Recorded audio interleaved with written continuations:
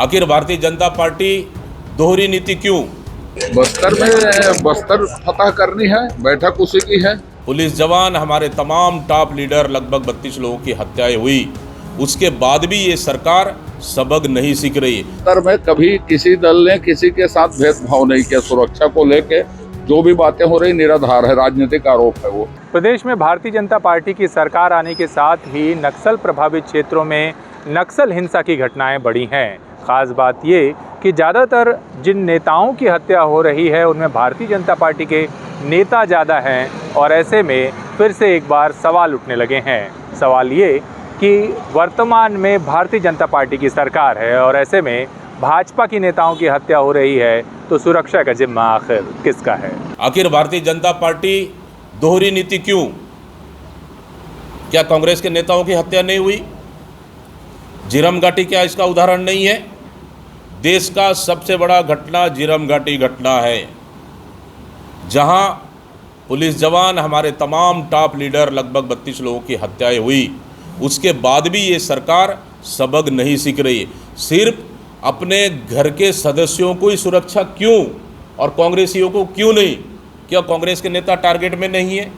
क्या कांग्रेस के नेता बस्तर के अंदरूनी क्षेत्रों में काम नहीं कर रहे? कांग्रेस के नेता भी काम कर रहे हैं, कांग्रेस के नेता भी टारगेट में हैं और कांग्रेस के नेताओं की सुरक्षा वापस की जा रही है और भारतीय जनता पार्टी के नेताओं को सुरक्षा दी रही। मतलब बस्तर में ही नहीं, पूरी छत्तीसगढ़ में कांग्रेस के नेताओं के साथ ये सरकार भेदभाव कर रही है। अगर कहीं भी हमारे नेताओं के साथ दुर्घटना होती है तो इसका सीधा जिम्मेदार भारतीय जनता पार्टी की और शायद सरकार जिम्मेदार रहेगी। निश्चित रूप से इसमें हम लोग गंभीर हैं और बहुत से हमारे पूर्व विधायक, हमारे पूर्व प्रमुख पदाधिकारियों का सुरक्षा वापस ली गई है। इसमें हम लोग चर्चा कर रहे हैं। आने वाला समय में निश्चित रूप से इनके सुरक्षा बहाली के लिए हम लोग पत्र सरकार को जरूर लिखेंगे और हमारे नेताओं को भी सुरक्षा दिया जाए, ताकि सुरक्षा के मामले में भेदभाव इस सरकार को नहीं करना चाहिए, विशेष रूप से बस्तर जैसे क्षेत्रों के मामले में। बस्तर फतह करनी है, बैठक उसी की है।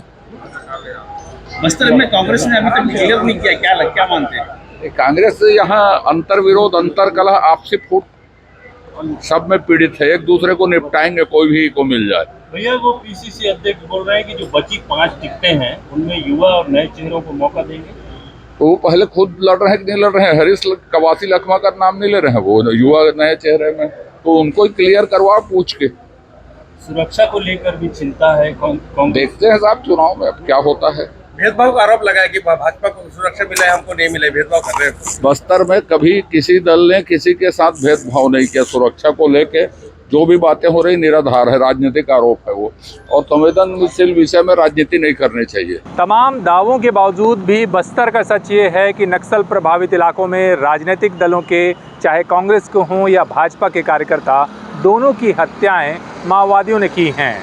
आरोप प्रत्यारोप से अलग ऐसी जगह पर सुरक्षा मुहैया कराना भी एक बड़ी चुनौती है।